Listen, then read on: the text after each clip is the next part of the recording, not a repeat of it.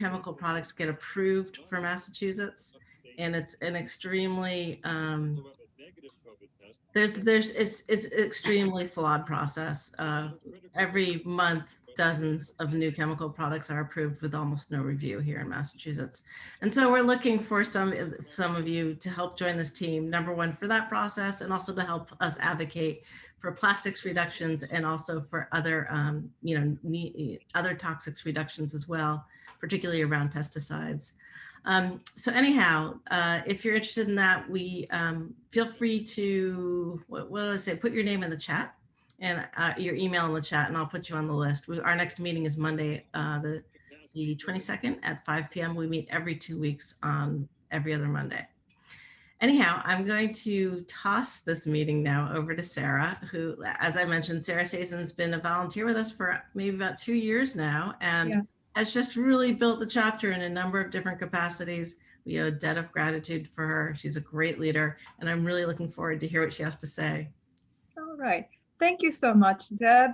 Deb and all of the staff members at the Sierra Club office have been very supportive of my ideas, and this really is a great introduction. I also would like to applaud them all for their efforts on the climate bill, which just passed the House, and now it is veto-proof. So Massachusetts is going to join the leaders of the states that are leading the way in fighting climate change.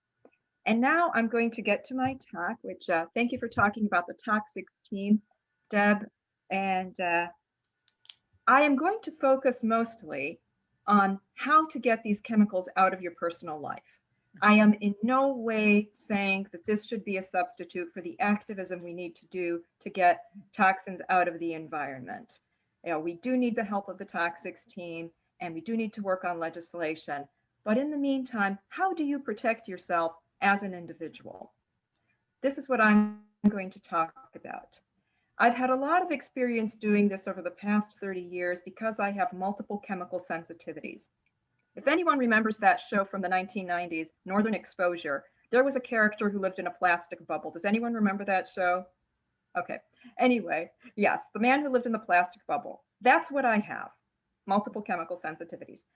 Fortunately, I do not have it that severely. I don't need to live in a plastic bubble, but I do need to take care of myself and avoid chemicals at every opportunity, which I would like to share with you what I've learned over the years, as well as some information. I will start screen sharing in a moment, but first I would like to describe what it is. Essentially, the human body has the capacity to detoxify itself from any pathogens or chemicals that would harm it. In the case of multiple chemical sensitivities, the system becomes overwhelmed. And basically, chemicals just make you sick. Symptoms include headaches, dizziness, shortness of breath, asthma, rashes, eczema, fatigue, muscle and joint pains, and memory loss, among others. Whenever I've had a severe chemical attack, it feels like I have a fever of 101, such a severe headache, and it is not pleasant. What causes it? Well, you can't always know. Some chemicals will affect some people, but others not at all. And because there is such an inconsistency of symptoms as well as what causes them, which often cannot be pinpointed, the American Medical Association and the World Health Organization do not recognize this as a disease. This means that if you go to many doctors, they will say that you have fibromyalgia or even that it's psychosomatic, and they'll give you antidepressants. Well, I assure you this disease is not psychosomatic. In fact, some people have this so severely that they literally cannot leave their homes. It's like they have a disability. Fortunately, some doctors do believe in this. In fact, the Harvard School of Public Health has the Hoffman Center, established by a woman who had multiple chemical sensitivities and bequeathed money to them to start this. Johns Hopkins also has a department studying this to figure out how they can help people. At the moment, there is no cure for this condition. So your best option is to avoid chemicals as much as possible. And now I'm going to start screen sharing. Okay. All right. So can everyone see this? Great. Here I have the links, and I can share this later with the Harvard School of Public Health, Johns Hopkins, and MCS Aware, which is a good website explaining what these things are. Now, though, I'm going to talk about what can you do for the most basic things are. Well, everyone needs clean air and water, right? So what do you do? Good ventilation is essential because frequently indoor air pollution can be worse than outdoor air pollution. And this is because there are so many toxins in homes and offices, and because it's a small enclosed space, they have nowhere to go. So they'll just linger, and this can be very bad for you. Sometimes opening a window can be enough to give you some fresh air. You can also buy air filters, and these websites do list sources of air filters. You can check and see which one would work best for you if you choose to get one, as well as water. Water filters. Those are also a good idea. Plants can help detoxify the air. Some of the best plants are pothos, spider plants, and Boston ferns. However, there is a NASA study which says that they really don't do much good. Do they or not? Well, I don't know, but I'd say it doesn't hurt to have some. And as for water filters, they do help, but unfortunately, they don't work for everybody. So if you really have to buy bottled water, unfortunately, most of it is just filtered tap water. Or if it says that it's natural spring water on the bottle, it isn't. If it is actual spring water, they will list the spring that it comes from, as well as the town and city where it is located. Next, food. I say, forget the dirty dozen. Just buy everything organic. Organic food is grown without chemicals, pesticides, or GMOs, genetically modified organisms. And to be labeled organic, it has to be certified by the USDA. Yes. How can you tell that something is organic?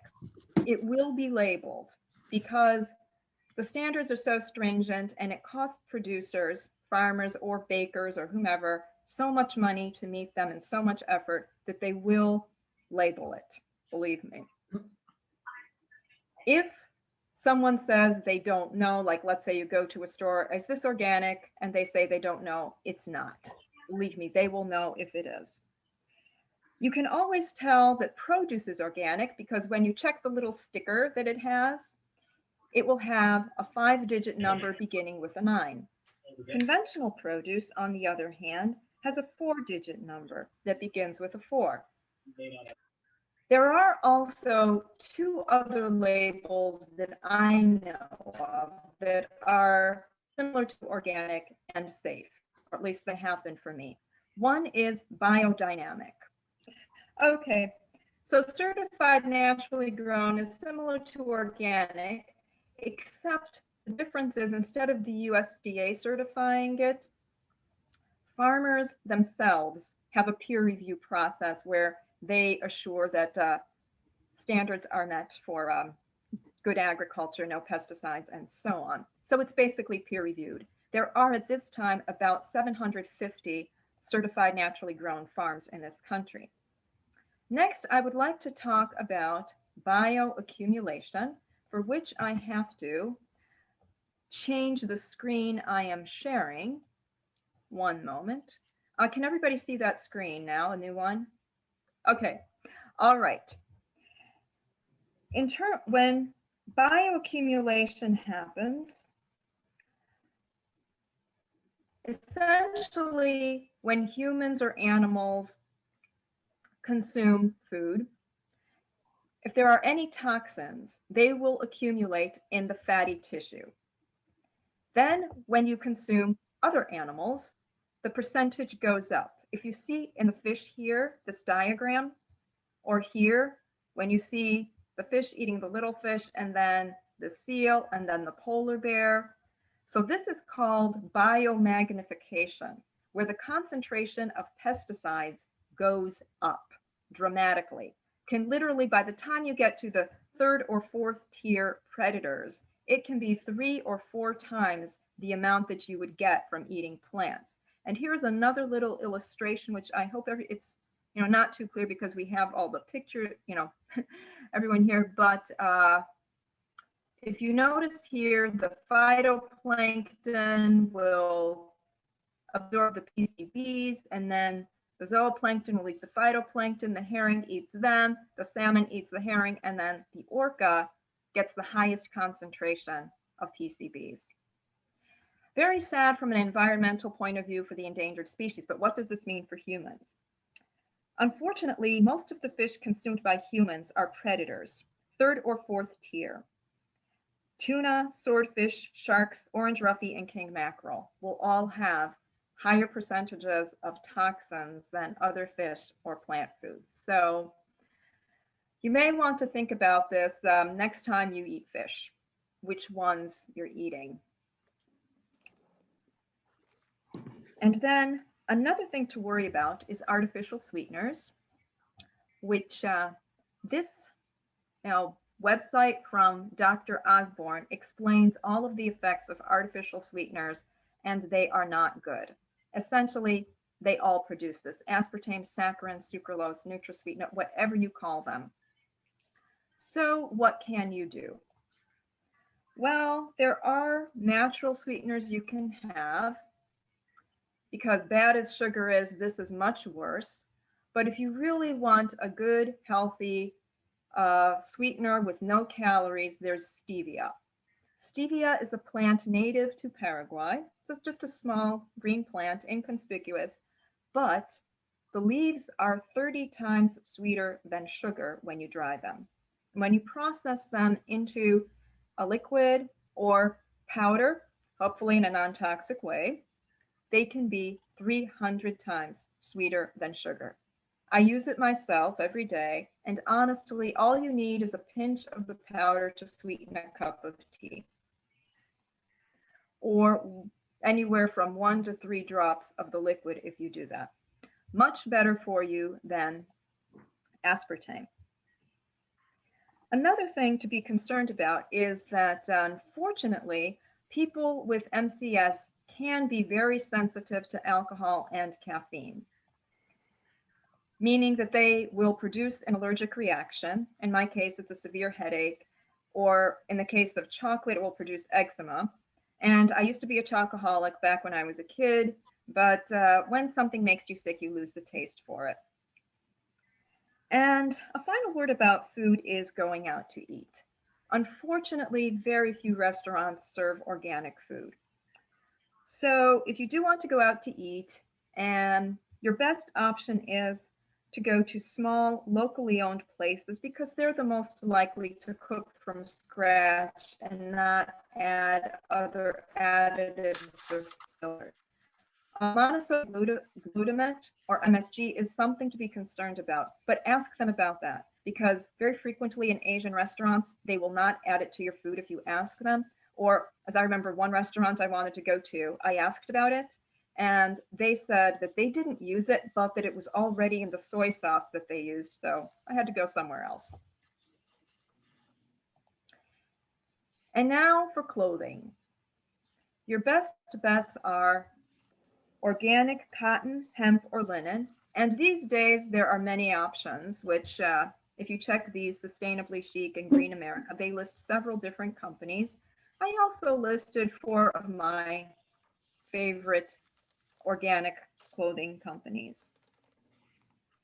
If you cannot find organic cotton, hemp, or linen, your next best choice is to have all natural fibers, meaning 100% cotton. It's best if you avoid synthetics like polyester because they off-gas. all kinds of toxic things, including formaldehyde and ammonia. This also goes for cotton polyester mixes, which on the one hand, as environmentalists, yes, it feels good to wear clothes that have recycled content in them from recycled soda bottles, but this is not a good option for you health-wise, unfortunately. Bamboo and tencel are not really the best options for clothing also, because to make the bamboo and wood fibers from tencel soft enough to process into cloth, they have to use all kinds of chemicals. Likewise, anything that is permanent press or wrinkle-free has been processed with chemicals, often formaldehyde, to prevent shrinking. And now, in terms of shelter, let's see.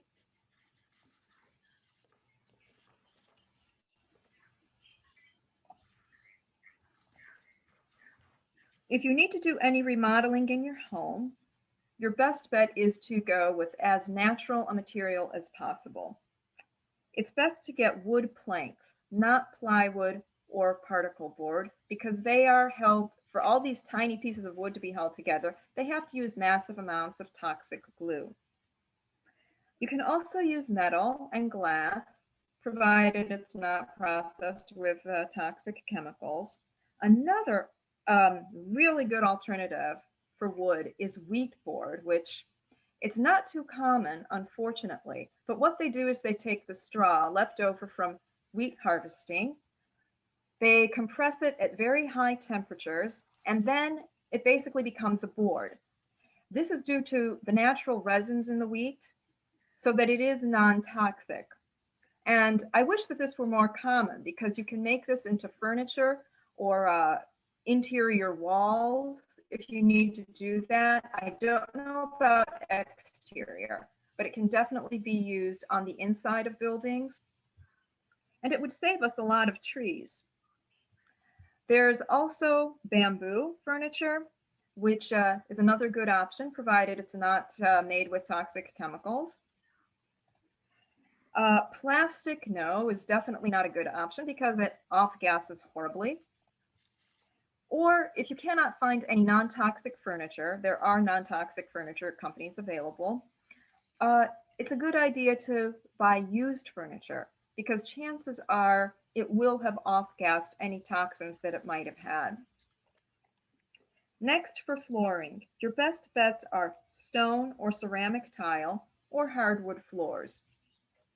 Another really good option is cork.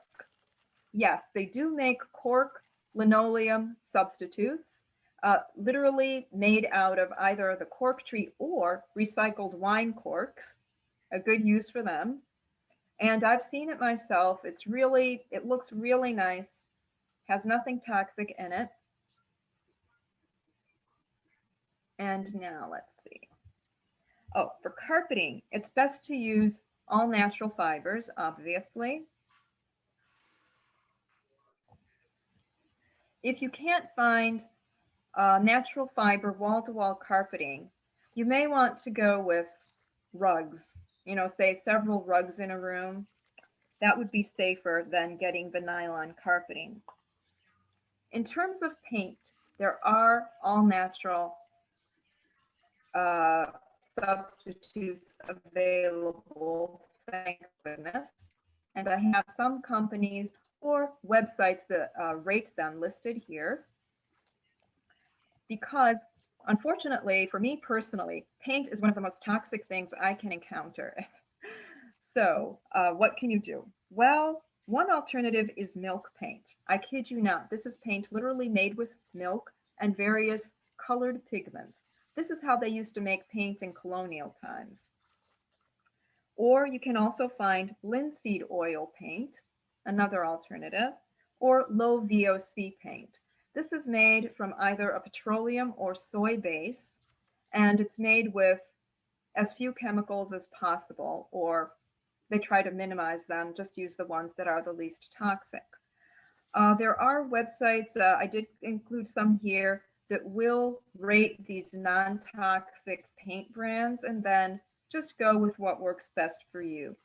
If you do live in an apartment building, like I do, chances are your landlord is not going to provide you with non-toxic paint.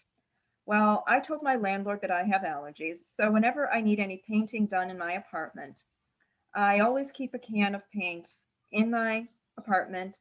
So if anything needs to be done, I just call my landlord in advance and then leave out the can of paint for the maintenance man. And they've been very accommodating, thank goodness. They've always used my paint instead of their own. The same goes with varnishes for wood or anything else. There are non-toxic replacements available, and these can be made out of any number of things like walnut oil, hemp oil, or tung tree oil. The tung tree is native to China. And now let's see. Okay. All right, let's go to kitchen. Sorry, I messed this up. Oh, yes, right here. In your kitchen, you're obviously better off with an electric stove than a gas stove because, well, gas causes a lot of problems. And then in terms of cookware, your safest bets are stainless steel that has no nickel in it, cast iron that has no rust, ceramic that has no lead or cadmium, and glass. Aluminum is best avoided because over time, when aluminum accumulates in your body, it can lead to Alzheimer's. Yes. There is one company here I would like to highlight, Miriam's Earthing Cookware. It's based in Boston, and it was started by an immigrant from, I believe, India. This is traditional, old-fashioned ceramic cookware like people used for thousands of years. It's made by hand and supposedly the most non-toxic thing available. I personally don't have any because my kitchen is so small I can't fit anything else into it, so I just use stainless steel. In terms of glass, it's really good for things like baking. I have several Pyrex baking pans myself. The only thing about glass is that because it is such a good heat insulator, it's a good idea to put the recipe, the temperature for the recipe 25 degrees below what's listed. Meaning, with 350 being the most common oven temperature for cakes or cookies or what have you, it's a good idea to set it to 325 if you're using a glass baking dish, because otherwise it's just going to be overdone. Incidentally, I did learn this from a Sierra Club blog. And now let's move back to, let's see, the bathroom. Yes.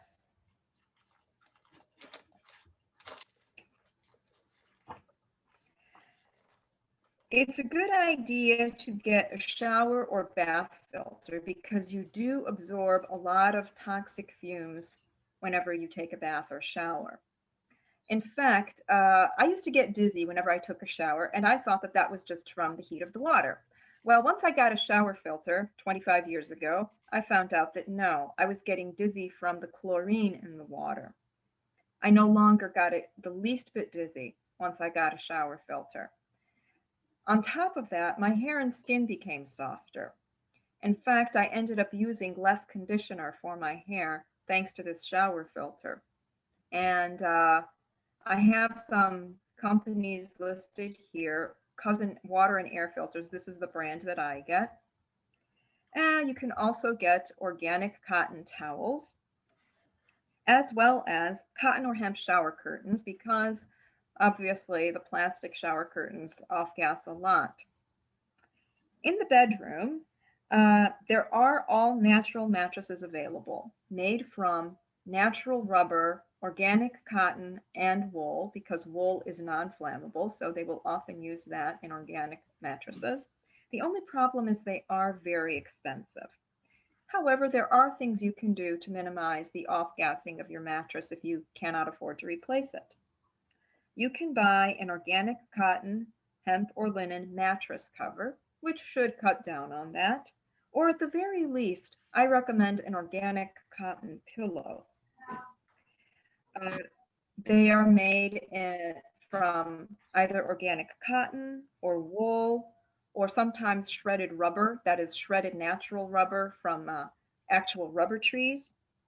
Also from kapok, which is a plant that grows in the tropics, and it's nice and fuzzy, sort of like cotton. Once I got an organic cotton pillow, again about 25 years ago, I slept much better at night. It felt more comfortable. And then you can buy sheets made from organic cotton, hemp, or linen too. They're much softer, much more comfortable. I recommend getting undyed sheets, just the natural cotton color, if that's what you get, to make them, well, as environmentally friendly and healthy for you as possible. And I list some companies here. Lifekind makes the mattresses and pillows. American Towels and Native Organic makes sheets and towels. These are all really good companies, and I've used them myself. But oh, I'm not endorsing, I'm just giving referrals here. If you cannot, oh, by the way, these are not the only options. There are a lot of options out there. I just decided to have a few basic things. So otherwise, this could have been like 20 pages long. If you cannot get the organic sheets or towels, your next best bet is to just buy 100% cotton sheets if you can find them. Or if you have any nice heirloom linens from your family somewhere in the attic, those are really good too. They used to make these, I remember them from when I was a kid, these nice heavy duty white cotton sheets that were nice and thick and lasted forever. I do not recommend cotton polyester blends because they are often treated with formaldehyde and will off-gas that to prevent them from shrinking. And now let's see.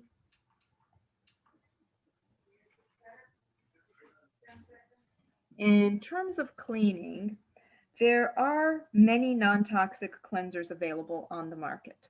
However, I urge you to read the labels because even some of these natural cleansers will often have preservatives in them, believe it or not. This is done to keep the natural essential oils from spoiling. In fact, that happened to me once. I was using this brand of dishwashing liquid for a year or two, and then all of a sudden I started getting eczema from it. Well, I decided to read the label, and they had started adding 0.1% of chemical preservative. It was enough to get me, well, to make me react by breaking out in eczema. So I just got a different brand. That being said, there are a lot of things you can do that are all natural, non-toxic. You can use baking soda for scrubbing, obviously, very basic. Or you can mix lemon juice and salt. Someone just told me that 2 weeks ago, and I found out I mixed a tablespoon of lemon juice with a tablespoon of salt, used it to scrub the top of my stove, and it actually worked very well. You can also use white distilled vinegar, 1 part vinegar to 4 parts water. Put that in a spray bottle, and you can use that for a lot of cleaning in your kitchen or bathroom. Or if you want something more potent, you can make a cleaning solution out of orange or other citrus peels. There are a lot of formulas for this online. I think, yeah, these do contain formulas for that too. Basically what you do is you take these peels, let them soak in vinegar for a while, and then you strain it and add water, and you can put that in a spray bottle. One brand that I have used for a lot of cleaning is Bon-Ami, which again, I'm not endorsing it, but I have never had any problems with that. I've never had any allergic reaction. If you do have mold, you can use vinegar. I would say instead of maybe 1 part to 4, you could even do like a 50-50 and then just, scrub the mold with that, and that will kill it. You might have to do it several times though. There are, fortunately, all natural air fresheners available on the market, many of them, because air fresheners are some of the most toxic substances too. Or you can make your own air freshener out of herbal extracts or essential oils or herbs themselves. There are many formulas online. Or you can use a potpourri. The only thing is, if you do buy a potpourri, read the label carefully, because sometimes they will add chemicals to that to make the scent stronger. Which makes no sense, but that's what they do. In terms of laundry, there are non-toxic detergents available. You can also use soap nuts, which I've never used them myself, but these are dried fruits that are native to China. And you basically add them to your washer and they clean your laundry very well, I've heard, but I've never done it. For spot remover, you can make your own. The best I've ever found was coconut oil and baking soda. 1 tablespoon coconut oil mixed with 1 tablespoon baking soda. Put that on the stain, leave it overnight, just to sit overnight. And then you wash it out in the morning, because if not, you'll have the stain. And it's gotten out rust and blood stains and even ink stains. Worked very well for me. You can also do cornstarch and lemon juice or club soda. When it comes to dry cleaning, fortunately, there are some non-toxic dry cleaners in the Boston area if you live in Boston. I go to dependable cleaners and I've never had a problem. I urge you to avoid perk at all costs. That's the traditional, regular dry cleaning substance, which is really toxic and can take months to off gas. That being said, many items that say dry clean only can be washed by hand. I've washed many things in cold water with a mild detergent. You just put it in a bucket or sink, let it sit for about an hour, and then rinse it out carefully and let it dry flat. Okay, and then next. Okay. Next come personal care products.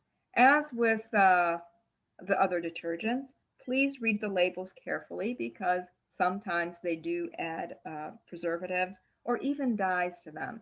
If you see any personal care products with funky colors like blue or purple or orange, it's probably been dyed with something artificial.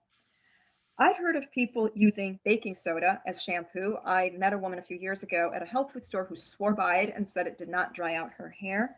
At the same time, you can make your own hair rinse out of apple cider vinegar and water, or rosemary, or colloidal oatmeal, which is basically ground up oatmeal.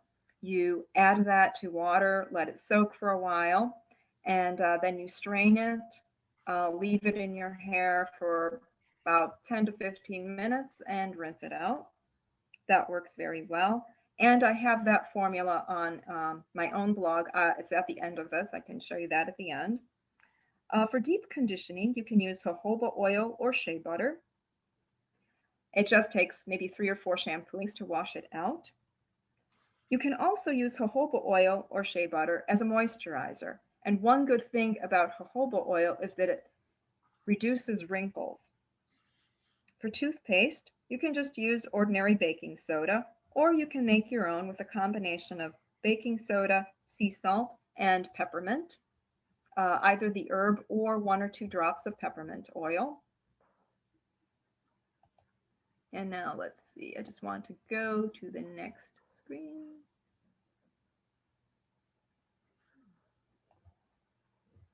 And a final word about personal care products is that perfume is very toxic, ordinary perfume. So if you are going to use any, I urge you to buy perfume that is made strictly from plant extracts or essential oils. Or you can also make your own with that. And now, how do we get rid of pests? There are plenty of all natural ways to do it. You really don't need pesticides. First, plug up any potential entrances. Don't let them get into your house. Yeah. Second, keep your house clean. Try not to leave food lying around. Make sure that all food is securely packaged. I found one tip is that before you leave for work in the morning, just put your dirty dishes in the refrigerator so that way the bugs can't get to them. Then how do you repel these? Well, for rodents, you can, hello? What? Did someone say something? Okay. All right. For rodents, you can use peppermint. You can either grow peppermint plants or use the herb, the dried herb, or if you really want something potent, you can buy essential oil of peppermint, put 2 or 3 drops in each corner of your kitchen, and that is powerful. It smells very strong. Peppermint does not kill rodents, but they hate the scent of it and they will stay away. For cockroaches, you can use catnip to do that, so long as you don't have a cat. Again, the catnip doesn't kill them, they just hate the scent of it. You can also use bay leaves or rosemary oil. Rosemary oil will kill the cockroaches. If you get ants, ordinary cinnamon kills them. They also do not like the scent of cucumber or garlic. If you have flies, you can use basil, lavender, cloves, or mint. For mosquitoes, you can also use lavender or basil or peppermint, as well as lemongrass. And to keep away ticks, you can use lavender, peppermint, lemongrass, or catnip. For moths, you can use lavender. What I do is I put dried lavender flowers in with my sweaters, and knock on wood, it's worked so far. No moths have eaten them. Or you can use cedar chips or blocks. They will also keep away moths. And finally, for dust mites, you can also use lavender, lavender sachet, or just the dried flowers. And finally, as I said earlier, there is no cure for MCS. Okay, oh, sorry, before I get to that, the final part, I just extra bonus that I would list sources for non-toxic toys. Greenopedia talks about the toxins that exist in toys, unfortunately, and some healthy options for them. I included 3 of my favorite toy companies. North Star Toys makes lovely classic wooden toys. Peace Toys has some nice organic cotton stuffed animals, and Uncle Goose makes non-toxic alphabet blocks. And then here are some general resources. Chemical-Free Gal, A Natural Living Guide for the Chemically Sensitive, and the Massachusetts Association for the Chemically Injured have additional tips on how you can deal with chemicals and keep them out of your environment. Living Without Chemicals, Canary Surviving in a Coal Mine is my own blog, which I started several years ago. And I give my own general tips on how to do things, including one section is called Hair Care in a Coal Mine, which describes the hair rinses that I mentioned earlier and how you can make those. And now I would like to talk about alternative medicine. As I mentioned, there is no cure for multiple chemical sensitivities, unfortunately. That being said, alternative medicine may help with at least alleviating some of the toxicity, may make you a little bit less sensitive. Now notice I say may help, but there is no guarantee. So let's put that in bold and underline it and really put it, may help, but there is no guarantee. Herbal medicine may help with some detoxification, or if you want to try an alternative to pharmaceuticals. The only thing is, I do urge you to go with someone who is registered with the American Herbalists Guild. It's peer reviewed, and these are people who have actually studied herbalism. Another note about herbal medicine is that it's one thing to take, a cup of medicinal tea because you have a cold or flu, or you want to, you need help falling asleep at night.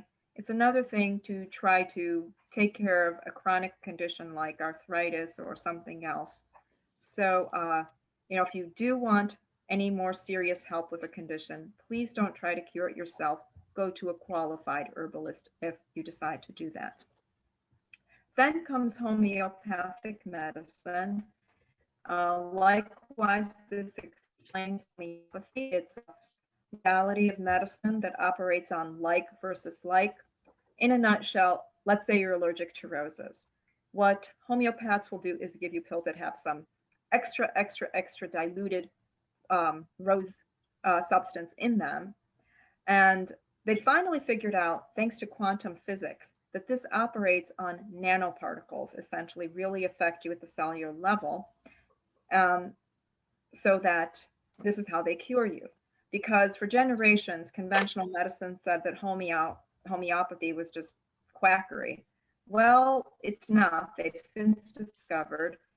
Another thing which I just want to mention briefly, this is unrelated, is that in India, where homeopathy is common, they have actually been able to cure some people in the early stages of COVID-19 with homeopathic medicines.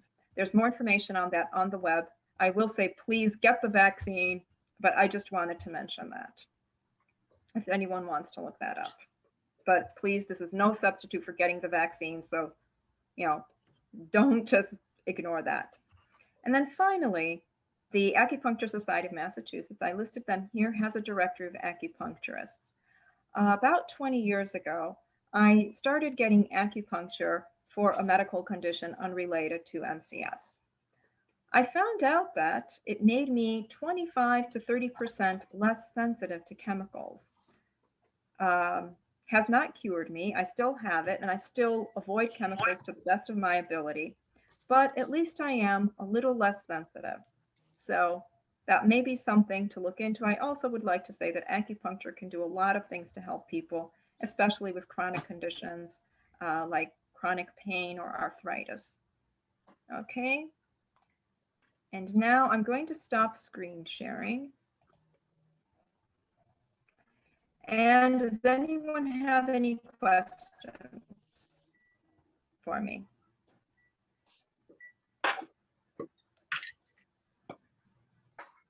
Yes? Any questions? Hey, Sarah, I think there's a bunch in the chat. Oh, in the chat. Okay. All right. Sorry, I couldn't keep charge. All right. I couldn't, while giving the talk, I couldn't also look at the chat. So I will address these now. Thanks for telling me, John. Okay. I've shopped at Organic. Great. Yes, they're a wonderful place. All right. Oh, Clint Richmond is here. Oh, thank you. Thanks for coming. I didn't see you. Oh, yes, there you are, Clint. Oh, I'm so glad you came. All right. And then someone is, okay, Clint, you've used milk paint in bedrooms. Fabulous. Someone asks, is aluminum foil a no-no? I would say yes and no. If I have to cover something, I will put it on top so that it won't dry out, let's say a cake or something, but I leave the cake in the pan. I would say it's best if it does not touch the food directly. And someone does have a mattress from Cozy. Oh, Clint, you have a mattress from Cozy Pure. Good. And Garnet Hill makes nice organic sheets. Okay. Yes, as I've said, my list of resources is by no means exhaustive. Is it safe to use hydrogen peroxide as a cleaner and laundry whitener from Barbara Boykin? Absolutely. In fact, hydrogen peroxide is a good substitute for bleach because bleach is toxic. And let's see, what else is there? Is it unsafe? Aluminum foil? I would say it's best avoided. Can you send the handout detoxifying tips here? Okay, yes. I will be sending out this Google Doc to everybody afterwards. I have all your emails from the registration, so I will be sending that out. And besides vinegar, what do you use to clean the stove? I missed that. Okay, you can use Bon Ami or baking soda, or you can make your own cleanser out of orange peels and vinegar, like I explained earlier, or you can use lemon juice and salt. I tried that like 2 weeks ago, worked very well. Truly great to have the resources. Okay, and hydrogen peroxide is the ingredient in the commercial natural 7th generation bleach at Whole Foods. All right, and any other questions? Okay, everybody's on mute, so If anyone, just feel free to go off mute if you have a question at this time. I do have a question. Yes, that is, I'm sorry, who, okay, Judy, is it? My name is Joanne Humphrey. Okay, all right, okay, yeah, I see you at the bottom, all right, yes. I have had an environmental illness for about 30 years, and I have gone to 4 different environmental physicians who I found, in their society that they belong to, and they have been helpful. It's no cure, but it got me to a point where I could pretty much sort of function. Oh, good. Anybody else had help with that? Has anyone else had to go to a doctor? Physicians that have, are certified as environmental medicine doctors. Excellent, excellent. Well, I'm glad that you got the help. That's great. And there's Okay. one in Martha's Vineyard, Lisa Naj, who almost died with environmental illness, and she's made it her career to try to get physicians to acknowledge it, which most don't, as I'm sure most of us have found out. Yes. Joanne, why don't you put your doctor's name in the chat? Sure. So people can, yes. Yeah, please do that. Okay, any other questions? Feel free to go off mute at this point. Okay, because it's almost 7 now. And okay, nice job. Do you like soap nuts from Jay? Soap nuts. Do you mean the was it the nuts that I described that you put into the washing machine? Or toothpaste. Oh, I see. Oh, there are a few others. Sorry. Hydrogen peroxide, tritic acid. What is your favorite houseplant to clean the air? I have pothos, also known as devil's ivy, and Guardian of Eden sells 33% H2O2, which you can dilute for many different purposes. Does wonders for whites. Thank you, Barbara. Toothpaste recipe. Okay, what I do for toothpaste is at home, I use Dr. Bronner's. But if I have to go somewhere, I found out that, that gets messy. So I make a toothpaste powder out of, what is it, like 1 tablespoon baking soda, 1 tablespoon sea salt, and then half a tablespoon of peppermint leaf. Or sometimes I might use like a drop or 2 of peppermint oil. Either one works well. And soap nuts, no, I've never used those for clothes. Sorry about that. And I have 2 new messages. Devil's Eye, great. And oh, here it is, Lisa Naji, Dr. Lisa Naji on Martha's Vineyard. Thank you, Joanne, for posting that. Okay. Any other questions?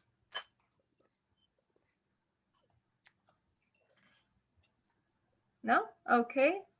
Post it in the chat or feel free to go off mute if you'd like.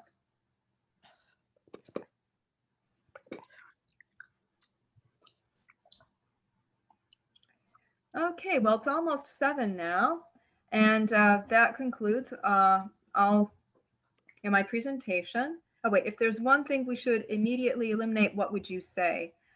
Oh, where do we start? I don't know. There's so much. Clint, do you have anything? Will you be sending out your presentation? Yes, I can do that. I have recorded it, so I can send that to people. It normally takes a few days for our communications coordinator to edit it and make this into a YouTube video, but I can send that out to people if you'd like. I will also be sending out the Google Doc after this. And Clint, do you have any thoughts on that? If there is one thing we should immediately eliminate, what would you say? Gosh, there's so many things. Chlorine bleach is pretty bad. Mm-hmm. I remember one time one of my neighbors used it in the apartment below me, and my whole house was like, it came up to the floor. It was just awful. I don't know. But, yes. We live in a highly chemicalized world, so and I should introduce myself. I'm the toxics lead for the Sierra Club, and Sarah's been coming to some of our meetings and the valued member. But a